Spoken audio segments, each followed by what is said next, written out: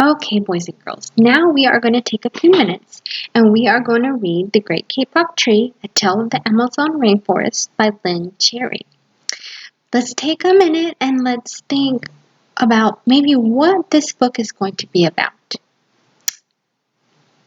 Do I have anybody that wants to share what they think this book is going to be about? Kayla, yes, maybe something about the big tree on the front. That's right. And you, Jeremy? Maybe something about the animals, or maybe how they are connected, how they help each other. Good predictions. Okay, let's get started. Two men walk into the rainforest. Moments before, the forest had been alive with the sounds of squawking birds and howling monkeys. Now all was quiet as the creatures watched the two men and wondered why they had come. The larger man stopped and pointed to a great kapok tree. Then he left.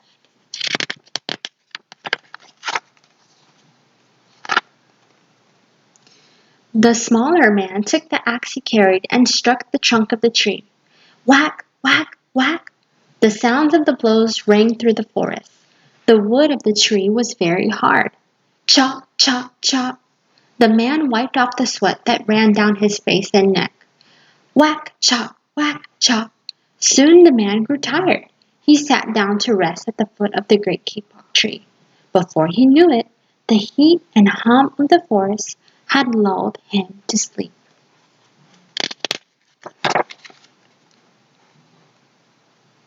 A boa constrictor lived in the kapok tree. He slithered down its trunk to where the man was sleeping. He looked at the gash the axe had made in the tree. Then the huge snake slid very close to the man and hissed in his ear. Senor, this tree is a tree of miracles. It is my home, where generations of my ancestors have lived. Do not chop it down.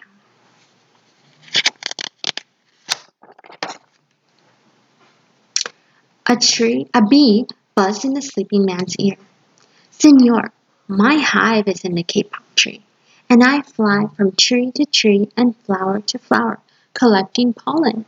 In this way, I pollinate the trees and flowers throughout the rainforest. You see, all living things depend on one another.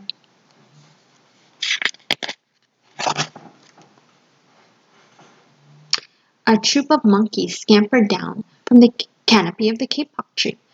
They chattered to see the sleeping man. Senor, we have seen the ways of man. You chop down one tree, then come back for another and another. The roots of these great trees will wither and die, and there will be nothing left to hold the earth in place. When the heavy rains come, the soil will be washed away, and the forest will become a desert.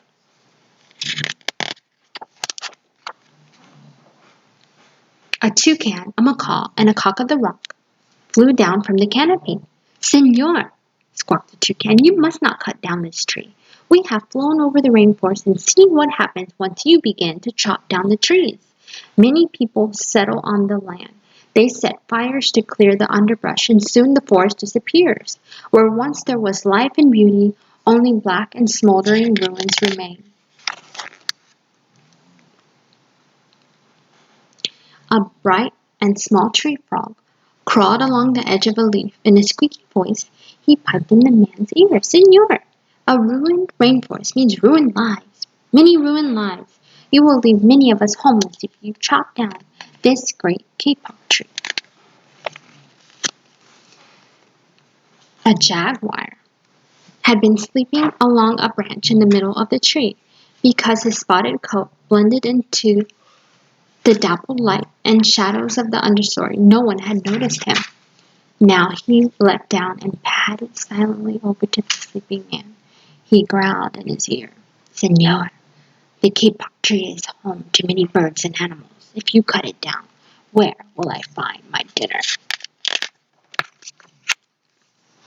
4 tree porcupines swung down from branch to branch and whispered to the man, Senor, do you know what we animals and humans need in order to live? Oxygen. And Senor, do you know what trees produce? Oxygen. If you cut down the forest, you will destroy that which gives us all life.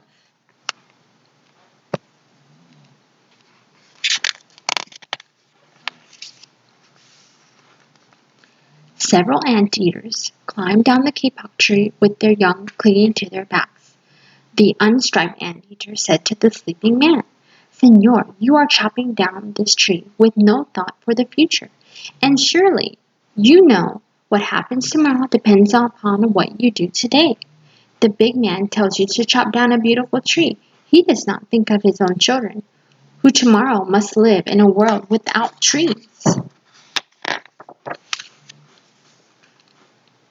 A three-toed sloth had begun climbing down from the canopy when the men first appeared. Only now did she reach the ground. Plodding ever so slowly over to the sleeping man, she spoke in her deep and lazy voice. "Señor, how much is beauty worth? Can you live without it? If you destroy the beauty of the rainforest, on what would you feast your eye?" A child from the Yanomamo tribe who lived in the rainforest knelt over the sleeping man. He murmured in his ear, "Señor, when you awake, please look upon us all with new eyes." The man awoke with a start. Before him stood the rainforest child, and all around him staring were the creatures who depended upon the kapok tree. What wondrous and rare animals they! The man looked about and saw the sun streaming through the canopy. Spots of bright light glowed like jewels amidst the dark green forest. Strange and beautiful plants seemed to dangle in the air, suspended from the great kapok tree. The man smelled the fragrant perfume of the flowers.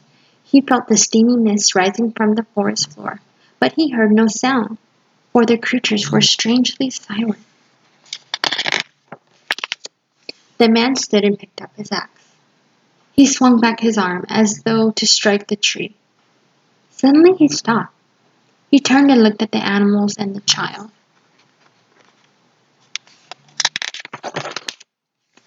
He hesitated. Then he dropped the axe and walked out of the rainforest. The end.